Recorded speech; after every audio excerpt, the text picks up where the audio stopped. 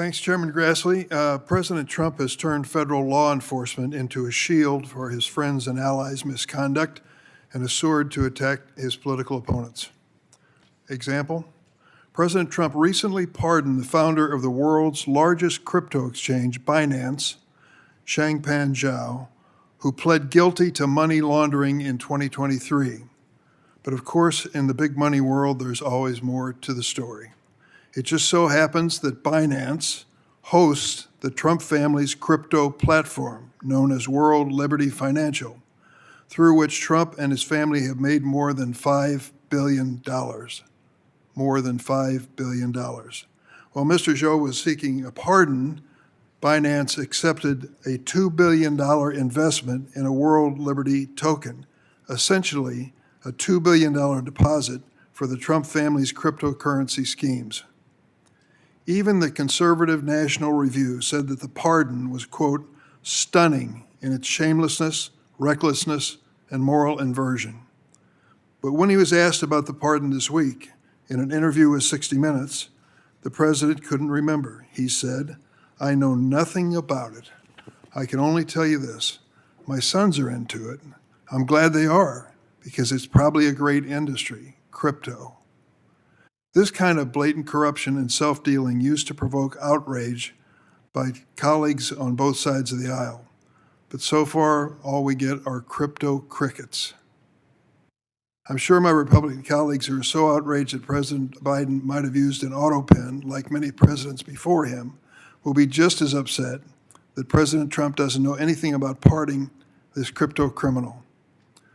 But there's no better example of President Trump's weaponization of justice than his effort to rewrite the history of January 6. On his first day in office, the president issued a full and unconditional pardon to nearly 1,600 January 6 rioters, including more than 600 charged with assaulting or impeding law enforcement. Standing in the back of the room are people who are keeping us safe. They are people who were assaulted on January 6 by rioters who have now been unconditionally pardoned by President Trump.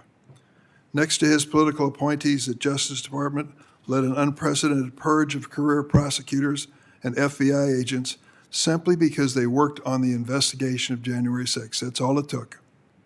Then Attorney General Bondi hired a January 6 rioter, Jared Weiss, as a senior official at Department of Justice, even though Mr. Weiss was filmed urging his fellow rioters to kill police officers defending the Capitol on January 6th.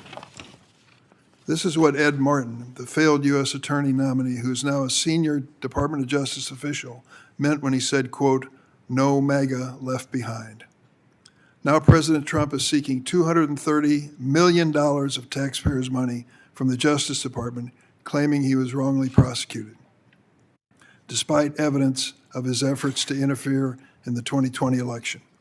So while American people grapple with inflation and rising health insurance costs, the president wants $230 million in taxpayers' dollars. At the same time, the full might of federal law enforcement is being directed at states and cities that just didn't happen to vote for President Trump. One of them is my home state. So let me tell you what's going on with Operation Midway Blitz in the city of Chicago, in case you missed it. Yesterday was a banner day for the ICE agents. They had a daring raid in hot pursuit of President Trump's worst of the worst criminals. Remember, those are the targets, the worst of the worst? They made a daring raid on a preschool without permission or a warrant to arrest one of the teachers.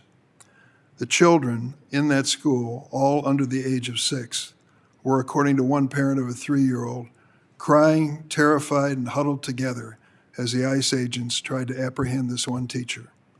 To do it in a place where children are with complete disregard for what they see, one parent said, "There's no low these people won't stoop to." And what do we know about the terrorist target? Well, the ICE Dream Team successfully apprehended one, in their estimation. School officials, it turns out, report the woman who cares for infants at the school had work authorization and had just undergone a background check. Meanwhile, the federal courts continue to monitor and limit the outrageous activities of the Chicago ICE Dream Team. Federal agents are trampling on the constitutional rights of my constituents. racially profiling and arresting U.S. citizens simply because they're Hispanic or speak Spanish, zip-tying and traumatizing innocent children, and tear-gassing journalists, pastors, and police officers. Instead of addressing these violations of law, White House advisor Stephen Miller and Deputy Attorney General Blanche are threatening to prosecute my state's governor with baseless claims that he could be arrested for, quote, seditious conspiracy. So what are we going to do about this? The Senate Judiciary Committee has an obligation to conduct oversight. And let me say a word about Jack Smith. I'm interested in why senators turned up on the document that you released. I don't know the circumstances, but we've debated it here in the committee 3 or 4 times, asking basic questions. Why were these senators on this list? There is one way to get to the bottom of this, and it's very simple. Subpoena Jack Smith. Put him under oath and put him a chair in front of us to answer those questions. Just that simple. And he's offered to come. And yet, he's not being called. Perhaps there's an explanation for it. But I think we should call an official timeout on senators commenting on this matter so long as we won't bring Mr. Smith here under oath to answer our questions. He's willing to do it. There's no excuse he should be. And I might add, too, it's time for DHS Secretary Noem to take time from her glossy promo campaign in Chicago to come and testify under oath before this committee as well. I've been on this committee for more than 20 years. I've never seen the level of obstruction that we're witnessing with this administration. Never, not even close. We must call Secretary Noem under oath, bring Jack Smith here under oath, let him answer our questions. That isn't very complicated. In fact, it usually is the custom of the committee to be our assignment under the Constitution. Mr. President, I yield.